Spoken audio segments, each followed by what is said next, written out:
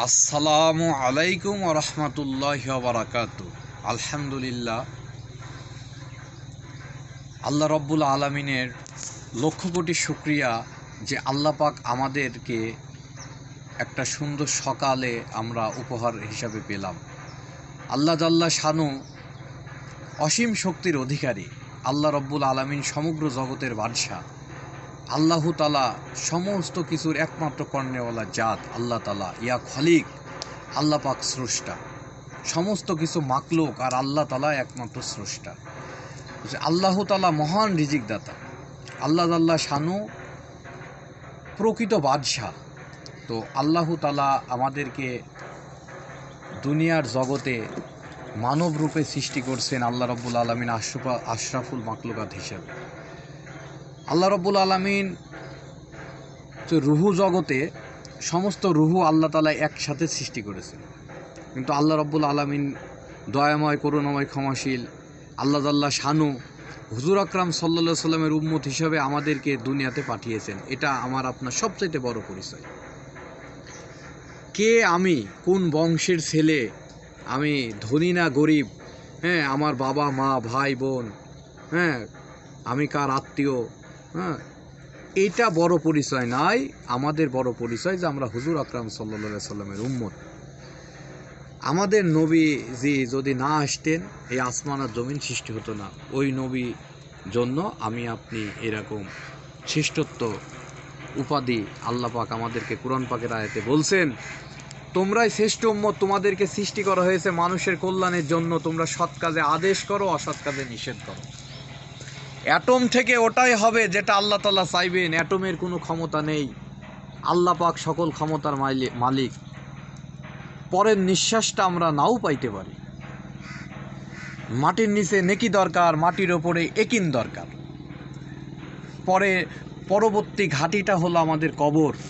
এই দুনিয়ার জগতে বুদ্ধিমান, জ্ঞানী, চালাক, চতুর, ব্রিলিয়ান্ট, ট্যালেন্ট, মেধাবী ওই ব্যক্তি যে তার মৌত আসার আগে মৌতের সামানা তৈরি করে। আর মৌতের সামানা হলো ঈমান আর আমল।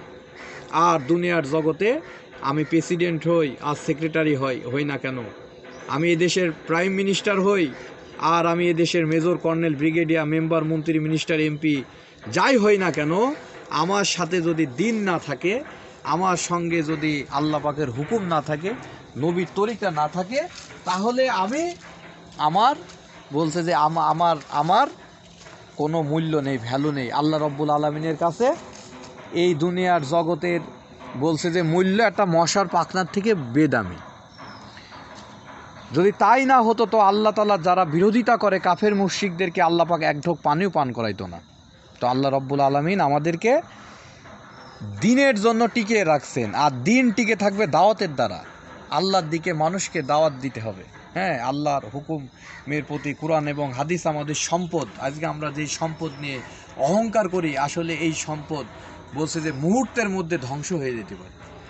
এই যে রিসেন্টলি কিছুদিন আগে ভূমিকম্প হলো, এই ভূমিকম্পে কি অবস্থা হলো, পুরো ঢাকা শহর বলছে যে এরকম জড়বস্তু, জীববস্তু সব নড়বড় অবস্থা।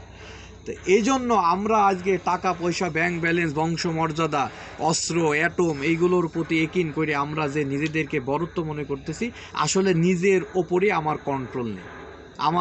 আমি বলছি যে নিঃশ্বাসটা ছাড়ছি, পরের নিঃশ্বাসটা আমি পাবো কি না এটার কোনো নিশ্চয়তা নেই। প্রত্যেক প্রাণী মৃত্যুর স্বাদ গ্রহণ করবে। আর এই জন্য নিঃশ্বাস সবচেয়ে বড় মূলধন, সবচেয়ে বড় বলছে ডায়মন্ডের থেকেও মহামূল্যবান প্রতিটা মুহূর্ত।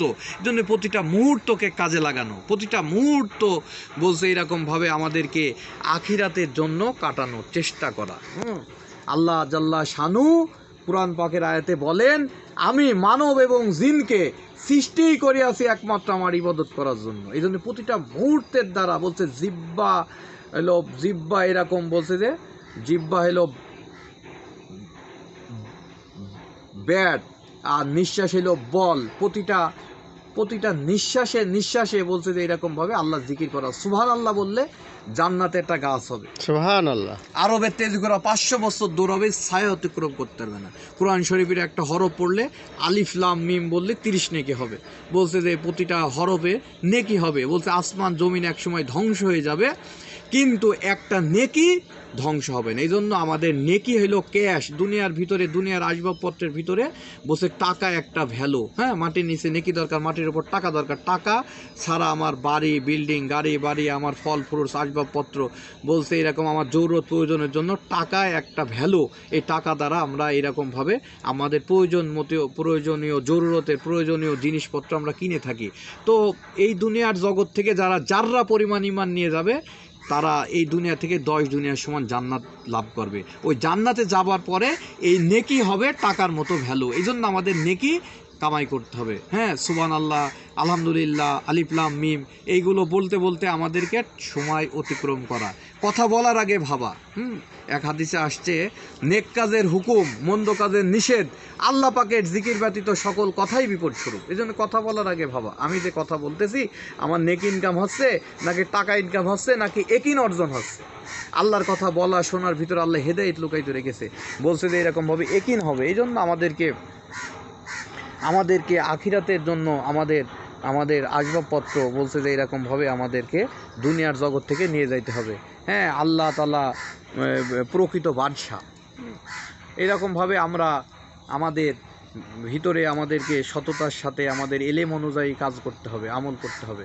হ্যাঁ, এই জন্যে আমাদের বলছে যে আমি আপনি যদি উদাসীন থাকি, আল্লাহ তাআলাও আমার আপনার প্রতি উদাসীন থাকবে। এই জন্য আল্লাহ পাকে স্মরণ করতে হবে, হর হালতে আল্লাহ পাকের ধ্যান খেয়াল দিলের মধ্যে পয়দা করতে থাকা। আর এইরকমভাবে বলছে যে হুকুমের বর হলো নামাজ। বলছে লক্ষ মানুষ, বর কিন্তু একজন ফিতে কাটবে। তো আল্লাহ পাকের হাজারো লক্ষ হুকুম, তার মধ্যে হুকুমের মধ্যে বর শ্রেষ্ঠ, সেটা হলো নামাজ। এই জন্য গুরুত্ব এবং ইহতিমামের সাথে সময়ের প্রতি লক্ষ্য রেখে 5 ওয়াক্ত নামাজ জামাতের সাথে তাকবীরের সাথে আদায় করতে থাকা। আল্লাহ পাক কোরআন পাকের আয়াতে বলছে নিশ্চয়ই নামাজ নির্লজ্জ অশোভনীয় খারাপ কাজ থেকে বিরত রাখেন। এই জন্য যার নামাজ ঠিক তার দুনিয়াও ঠিক, আখিরাতও ঠিক। নামাজকে সুন্দর করো। দুনিয়া যদি সুন্দর করতে চাই আমরা, তো আমাদেরকে নামাজকে সুন্দর করতে হবে। ফর্মুলা, ম্যাজিক ফর্মুলা হলো আল্লাহ পাক বলছে কোরআন শরীফের প্রতিটা আয়াত, প্রতিটা হরফ বলছে ফর্মুলা। প্রতিটা আয়াত আমার আপনার জীবনকে পরিবর্তন করে দেবে। এই ফিতনা ফাসাদের যুগে, এই জাহেলিয়াতের যুগকে পরিবর্তন করার জন্য আমাদেরকে ওই যে সাহাবে আজমাইনগণ যেভাবে দিনের রশিকে ধরছিল, ওইভাবে দিনের রশি ধরার আমাদেরকে চেষ্টা করে আমাদের বলছে প্রতিটা কদমে কদমে আমাদেরকে সচেতন হওয়ার জন্য আমাদের আল্লাহ জিকির করতে হবে, আমাদেরকে আল্লাহ তাআলার জিকির করতে হবে। তাহলে আমরা সচেতন হতে পারবো। আর আমাদেরকে এরকম জাগ্রত মুসলমান হতে হলে আমাদেরকে নামাজের ইহতিমাম করতে হবে। আর স্মার্ট যদি আমরা হতে চাই, তাহলে রোজানা আমাদেরকে আল্লাহ জিকির করতে হবে, নামাজ পড়তে হবে, কোরআন তেলাওয়াত করতে হবে। তাহলে আমরা স্মার্ট মুসলমান হব। আল্লাহ জিকির, নামাজ, কোরআন তেলাওয়াত যদি না ধরি, ওই যে এরকমভাবে ফেরাউন ধ্বংস হয়ে গিয়েছে, নমরুদ ধ্বংস হয়ে গিয়েছে, আবু জেহেল ধ্বংস হয়ে গিয়েছে, বলছে যে এইরকমভাবে স্বৈরাচাররা ধ্বংস হয়ে গিয়েছে। এখনও বর্তমান যুগে যারা এরকম আল্লাহ জিকির, নামাজ, কোরআন তেলাওয়াত ছাড়া যারাই আসবে না কেন, তারাও এইরকমভাবে ধ্বংস হয়ে যাবে। না, তারা তো নিজেরাই সফলতা পায়নি, অন্যদেরকে কি সফলতা পৌঁছাবে?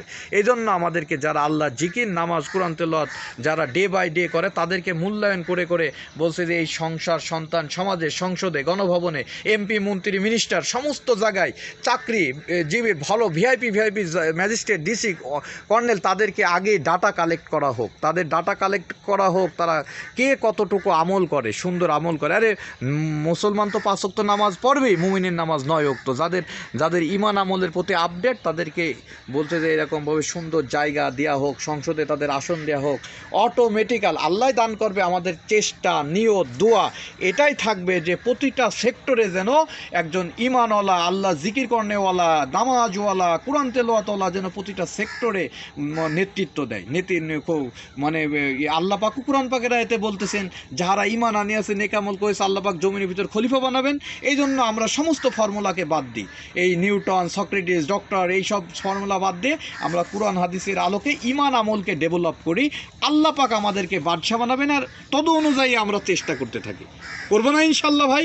ইনশাল্লাহ। এই জন্য আল্লাহ শানু কোরআন পাকের আয়াতে বলতেছেন কোরআন পাকের আয়াতে বলতেছেন, তোমরাই শ্রেষ্ঠ উম্মত, তোমাদেরকে সৃষ্টি করেছে মানুষের কল্যাণের জন্য, তোমরা সৎ কাজে আদেশ করো, অসৎ কাজে নিষেধ করো। এই জন্য আমাদের বলছে যে ওই যে জাহিলিয়াতের যুগ যেমন পরিবর্তন হয়ে গিয়েছিল, বলছে যে এই ঈমান আমলের রশি ধরা পর তারা স্বর্ণ মানবে রূপান্তরিত হয়েছে। এই বর্তমান যুগে জাহিলিয়াতের যুগকে খতম করতে হলে আমাদেরকে ঈমান আমলের এই দিনের রশিকে মজবুতভাবে আঁকড়ে ধরতে হবে।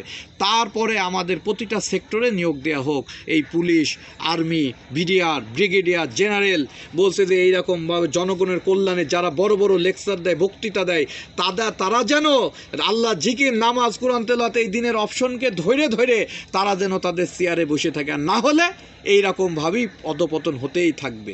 এজন্য আমাদের বলছে যে আমরা এই প্রতিটা সেক্টরেই যেন সৎ মানুষ, দুর্নীতিমুক্ত সমাজ গড়তে হলে আমাদের সৎ মানুষ প্রয়োজন হলে বলছে যে এইরকমভাবে আল্লাহ জিকির করে, নামাজ পড়ে, কোরআন তেলাওয়াত করে, বলছে এইরকমভাবে তাদেরকে ট্রেনিং পিরিয়ডের মধ্যে রেখে তাদেরকে ট্রেনিং দেওয়া হোক এই ব্যাপারে। যারা আল্লাহ তাআলাকে ভয় পাবে তার দ্বারা দুর্নীতি হবে না, সে হারাম খাবে না, সে সুদের মধ্যে যাবে না, ঘুষের মধ্যে যাবে না, নেশার মধ্যে যাবে না।